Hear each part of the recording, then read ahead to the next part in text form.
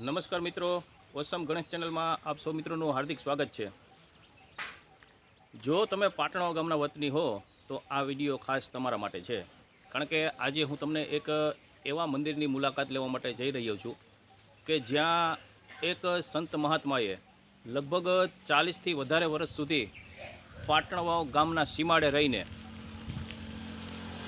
એટલું તપ કરેલું છે અને આ જે ભૂમિ છે એ ભૂમિની અંદર તેઓએ એક અખંડ જ્યોત જગાવેલી છે અને એમની જે તપસ્યા છે એ તપસ્યાનું અત્યારે અહીંયા જે વાઇબ્રેશન છે એ વાઇબ્રેશન મિત્રો એટલું બધું જબરજસ્ત છે કે ખરેખર આપણે એ જગ્યાની મુલાકાત લેવા કે દર્શન કરવા જઈએ છીએ તો આપણે ખરેખર એનો અહેસાસ થાય છે। શ્રી મુરલીદાસ બાપુની જગ્યા ઉપર અત્યારે આપણે જઈ રહ્યા છીએ। મુરલીદાસ બાપુની આજે 7મી પુણ્યતિથિ છે। એ પુણ્યતિથિ નિમિત્તે આજે એમના સેવકો દ્વારા અહીંયા એક સુંદર મજાનું બટુક ભોજનનું આયોજન કરવામાં આવેલું છે, તેમજ રાત્રે મહાપ્રસાદનું પણ આયોજન કરવામાં આવેલું છે। તો આપણે આ સમગ્ર બાબતનો વિડીયો બનાવવા માટે અત્યારે આ મંદિરની મુલાકાત લેવા આવ્યા છીએ। ઓસમ તળેટીની ગોદમાં વસેલું પાટણવાવ ગામ અને પાટણવાવ ગામથી ધોરાજી રોડ ઉપર જતાં લગભગ ગામથી અડધા કિલોમીટર દૂર આ જગ્યા આવેલી છે અને આ જગ્યાની અંદર જે સંત બિરાજતા હતા તે છે શ્રી મુરલીદાસ બાપુ, જેઓએ 40 વર્ષની અંદર 40થી પણ કદાચ વધારે વર્ષ અહીંયા તપસ્યા કરેલી છે, પણ લગભગ ગામમાં બાપુ ક્યારેય નીકળ્યા નથી, ઝૂંપડીની બહાર પણ લગભગ બાપુ નીકળ્યા નથી, કોઈ પણ જાતની સુવિધા વગર એકદમ કહેવાય ને કે રૂખડ બાવા તરીકે અહીંયા જીવન વ્યતીત કરેલું હતું। અને આ તપોભૂમિની અંદર એવો લગભગ આજે 7મી નિર્વાણ તિથિ છે એમની, તો એ નિર્વાણ દિવસે આપણે અત્યારે અહીંયા મુલાકાત લેવા માટે આવ્યા છીએ। તો આપ સૌ મિત્રો મારી સાથે મારી ચેનલ ઓસમ ગણેશમાં જોડાયેલા રહો અને આજનું જે અહીંયા આયોજન થવા જઈ રહ્યું છે એ આયોજનની હું તમને પૂરેપૂરી માહિતી આપવા માટે જઈ રહ્યો છું। ચાલો આપણે મંદિરની મુલાકાત લઈએ। શ્રી સંકટમોચન હનુમાનજી મંદિર, પાટણ વાવ। બાપુ જ્યારે અહીંયા વસવાટ કરતા હતા ત્યારે કોઈ પણ જાતની સુવિધા અહીંયા હતી નહીં। એક તૂટેલ ફાટેલ ઝૂંપડાની અંદર બાપુએ વર્ષો સુધી તપસ્યા કરી અને આ જગ્યાને એટલી બધી પવિત્ર બનાવેલી છે। ત્યારબાદ એમના સેવકો દ્વારા અહીંયા આ બધું આયોજન કરેલું છે અને આ બધી સુવિધા હમણાં વિકસાવવામાં આવેલી છે। સુંદર મજાનો બગીચો છે જેની અંદર વિવિધ પ્રકારના ફળ ફૂલ આંબા વગેરે ઝાડનું અહીંયા વાવેતર કરવામાં આવેલું છે। આ હનુમાનજી મહારાજનું મંદિર આપણે જે જોવા જઈ રહ્યા છીએ એ હનુમાનજી મહારાજની બાપુએ ખૂબ વર્ષો સુધી તપસ્યા કરેલી છે। જય હનુમાનજી મહારાજ। શ્રી હનુમાનજી મહારાજના બાપુ અનન્ય ભક્ત હતા અને ખૂબ સેવા કરેલી છે, ખૂબ ભક્તિ કરેલી છે।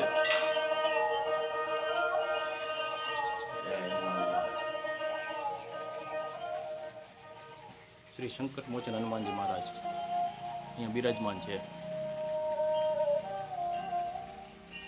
આ જગ્યા ઉપર બાપુને સમાધિ આપેલી છે અને બાપુના જેટલા પણ સેવકો છે એ સેવકો તમામ અત્યારે અહીંયા હાજર છે અને એમના દ્વારા આ સુંદર મજાનું કાર્ય અહીંયા અત્યારે થવા જઈ રહ્યું છે। એમાં અમારા ગામના અજીતભાઈ છે, મિતેશભાઈ છે, અલ્પેશભાઈ પેથાણી છે, નિલેશભાઈ ઠુમર છે અને બીજા ઘણા બધા સેવકો છે કે જેઓ હમણાં આવી રહ્યા છે। એ બધા લોકોના સુંદર મજાના આયોજનથી આ રૂડું કાર્ય થવા જઈ રહ્યું છે। જય મુરલીદાસ બાપુ।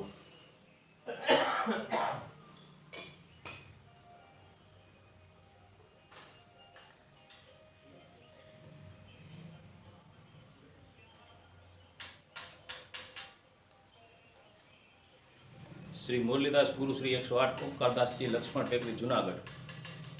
જય મુરલીદાસ બાપુ। પાટણના લગભગ ખૂબ ઓછા લોકો આ મંદિરની મુલાકાત લેવા આવતા હશે, કારણ કે અહીંથી નીકળતા તો ઘણી વખત હોય પણ મંદિરની અંદર લગભગ આવ્યા હોય એવું ઓછું હોય છે, કારણ કે બાપુનું જીવન જ એટલું સાદું હતું અને વધારેમાં વધારે એકાંત રહેવાનું પસંદ કરતા અને લોકોની ભીડભાડથી દૂર એકદમ શાંતિમય અને ભક્તિમય જીવન વિતાવેલું છે અહીંયા અને ખૂબ તપસ્યા કરેલી છે।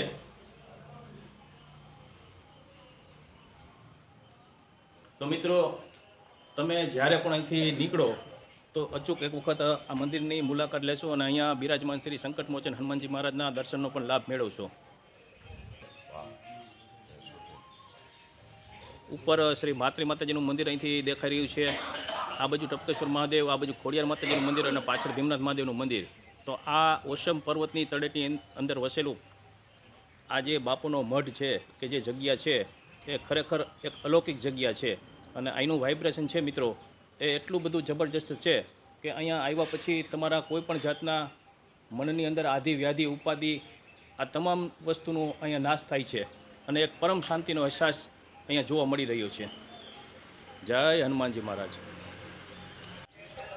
આપણે અત્યારે શ્રી સંત મુરલીદાસની જગ્યાની અંદર એમના પાવન મંદિરની અંદર અત્યારે પધારેલા છીએ. અત્યારે આપણી સાથે એમના સેવક છે શ્રી સરયુદાસજી મહારાજ કે જેઓ અત્યારે આપણી સાથે જોડાયેલા છે. અને બાપુ વિશે આપણે ઘણી બધી વાત ન જાણતા હોય, મંદિર વિશેની આપણે માહિતી ન હોય, તો એ માહિતી મેળવવા માટેનો આપણે બાપુ પાસેથી પ્રયાસ કરીએ કે બાપુ કંઈક વિશેષ માહિતી અમને આ મંદિર વિશેની અને બાપુ વિશેની આપશો. સીતારામ. આપ જે નિહાળી રહ્યા છો એ સિદ્ધભૂમિ એવી પાટણવા ગામની અંદર ઓસમ સિદ્ધભૂમિ જે કહેવાય છે એ પાટણવા મુકામે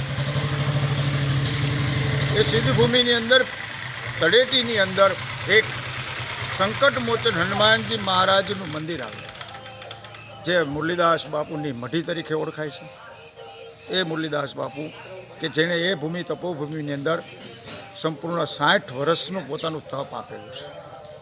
એ જગ્યામાં આજે મહંતાઈ તરીકે મહંત શ્રી સરયુદાસ, ગુરુ શ્રી માધવદાસ તરીકે આજે મને અહીં બિરાજમાન જ્યારે કરેલા છે તો એવા સંકટમોચન હનુમાનજી મહારાજ, એમની સાથે નર્મદેશ્વર મહાદેવ અને ગુરુ ગાદીના આપ દર્શન કરી શકો છો. એટલો રમણીય વિસ્તાર અને રમણીય મંદિરની અંદર પણ આપ નિહાળી રહ્યા છો. એ હનુમાનજી મહારાજના સ્વરૂપના દર્શન અલભ્ય દર્શન છે, જે દર્શન કરીને આપ આપના જીવનને ધન્યતા અનુભવી શકો એવા સંકટમોચન હનુમાનજી મહારાજના દર્શન અહીં આજની તારીખે ગુરુદેવના પુણ્યતિથિ નિમિત્તે ગામના બટુક ભોજન, સાંજના સેવકગણનું ભોજન પ્રસાદ અને ગુરુદેવની ગાદીનું પૂજન તેમજ આજ સંત સવાણી સાથેનો આજનો કાર્યક્રમ એ રાખેલો છે. તો દરેક ધર્મભક્તોને વિનંતી કે આપ પધારો અને આવા સંકટમોચન હનુમાનજી મહારાજના દર્શન કરો એવી નમ્ર વિનંતી સાથે જય સીતારામ. જય સીતારામ બાપુ. ખૂબ ખૂબ ધન્યવાદ બાપુ.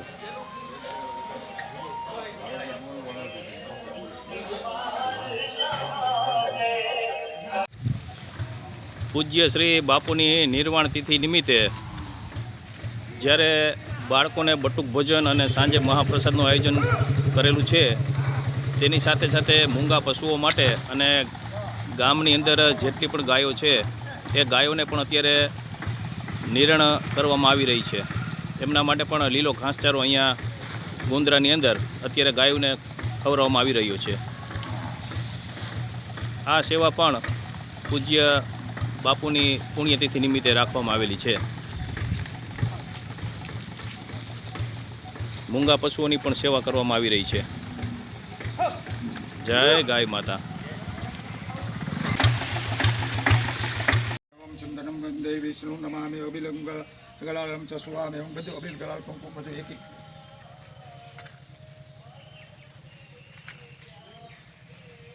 ઓમ નમામિ વંદે વિષ્ણુ નમામિ કૃષ્ણાય નમામિ ગોવિંદાય નમામિ.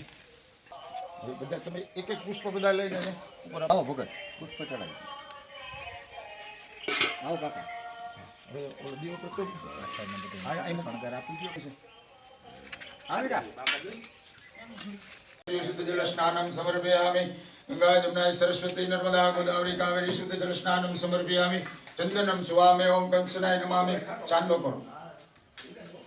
ચંદનમ સુવામે ઓમ સુકરમ ચંદનમ વંદે વિષ્ણુ નમામિ. ચોખા છોડે. હા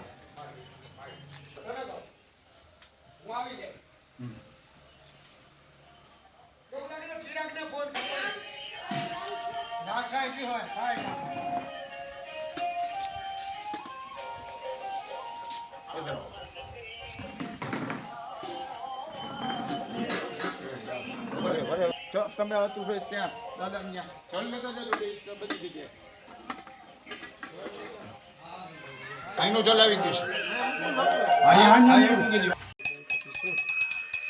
રામચંદ્ર ભગવાન કી જય પવન સુત હનુમાનજી મહારાજ કી જય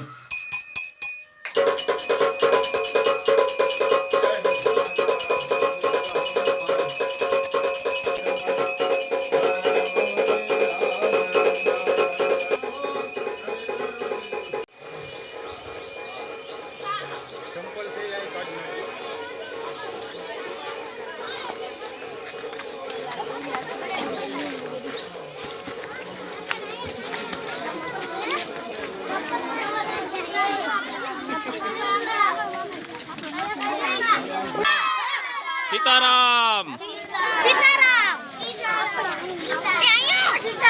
સીતારામ ભાઈ ચપ્પલ વાળા પેલી બાજુ લાઈનમાં ઉતારી દો જાઓ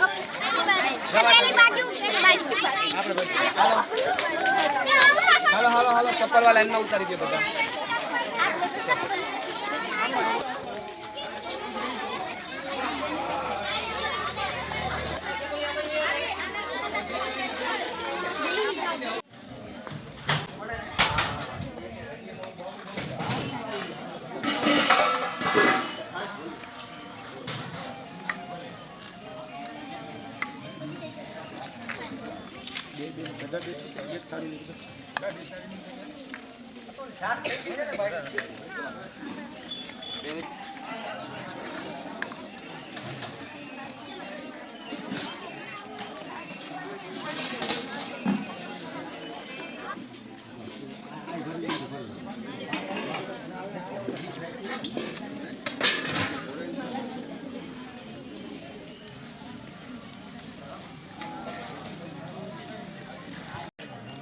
બાપુની પુણ્યતિથિ નિમિત્તે આજે જે બટુક ભોજનનું આયોજન કરેલું છે એની અંદર પાટણ સ્કૂલની તમામ વિદ્યાર્થીઓ અને વિદ્યાર્થિનીઓ અત્યારે અહીંયા બટુક ભોજન કરતા નજરે પડી રહ્યા છે. તેમાંની આ બે દીકરીઓ છે ને એક દીકરો એ અલગ બેઠા છે અને એને ભોજન કરેલું નથી. તો આપણે એવું જાણ્યું કે આ બંને દીકરીઓ છે એ રોજા રહે છે, એટલે સાંજ સુધી પાણી પણ પીશે નહીં, તેમ છતાં પણ એક આસ્થા રૂપે અહીંયા બાપુના દર્શન કરવા માટે એમના સહાધ્યાયીઓ સાથે ઉપસ્થિત રહી અને અહીંયા મંદિરે આવેલા છે. ખરેખર આવડી નાની ઉંમરે રોજા રાખતા હોય તો ખરેખર મિત્ર ખૂબ સારી વાત કહેવાય. બેટા કેટલામું રોજું છે? મારું 10મું રોજું છે. તમારે બેન? પહેલું રોજું. તમારે? 12મું રોજું. જો આ નાના બાળકો છે એ પણ એમના ધર્મ પ્રત્યે ખૂબ આસ્થા ધરાવે છે. પ્રસાદ લઈ અને બાળકો હવે પાછા સ્કૂલ તરફ પ્રયાણ કરી રહ્યા છે. આ પ્રસાદ લેવા આવેલા બાળકોની અંદર એક વસ્તુ ખાસ જોવા મળી મિત્રો, કે એક પણ વિદ્યાર્થીએ બિનજરૂરી કોઈ પણ જાતનો બગાડ નથી કર્યો. અને જ્યારે ડીશમાં જમી લીધા પછી થાળી પોતે એઠવાડમાં મૂકવા જતા હતા ત્યારે એમના શિક્ષકને બતાવતા હતા, સાહેબ જુઓ મારી થાળીમાં મેં એક પણ દાણો વધાર્યો નથી કે કોઈ જાતનો બગાડ નથી કર્યો અને યોગ્ય જગ્યાએ થાળીનો નિકાલ પણ કરેલો છે. ખરેખર મિત્રો જમતી વખતે આ બાબતનું ધ્યાન રાખવું ખૂબ જરૂરી છે, કારણ કે આપણે કોઈ પણ જગ્યાએ જમવા ગયા હોય તો થાળીમાં એટલું જ આપણે લેવું જોઈએ કે જેટલું આપણે જમી શકીએ. બિનજરૂરી બગાડ ન થાય એનું ખાસ ધ્યાન રાખવું એ આ નાના બાળકોએ આપણે અત્યારે શીખવેલું છે.